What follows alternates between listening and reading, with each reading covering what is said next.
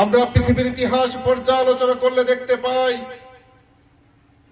পৃথিবীর যেখানে হক প্রতিষ্ঠিত করার জন্য মানুষ চেষ্টা করেছে সেখানে বাতিল হকের বিরুদ্ধে বাধা হয়ে দাঁড়িয়েছে।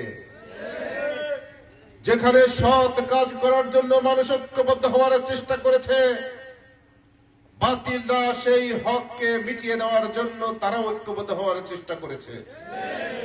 যেখানে সত্যের প্রোগ্রাম শুরু হয়েছে সেখানে মিথ্যার প্রোগ্রামধারীরা তারা ষড়যন্ত্র করা শুরু করেছে।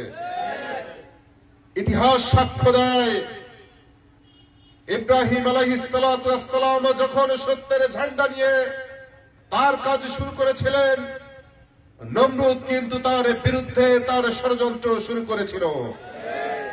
মুসা আলাইহিস সালাতু ওয়াস সালাম যখন সত্যের ঝান্ডা নিয়ে সামনের দিকে এগোচ্ছিলেন ঠিক তখনই ফিরাউন তার বিরুদ্ধে ষড়যন্ত্র করতে লিপ্ত হয়েছিল।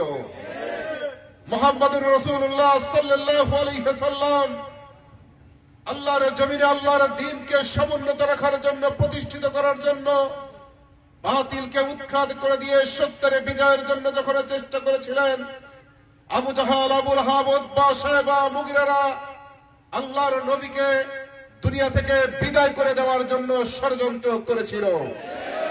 বাংলাদেশে জামাত ইসলামী 1941 থেকে যাত্রা শুরু করে 2025 সাল পর্যন্ত বাংলার এই জমিনে আল্লাহর দ্বীনকে ইসলামকে প্রতিষ্ঠিত করার জন্য আন্দোলন সংগ্রাম করছে।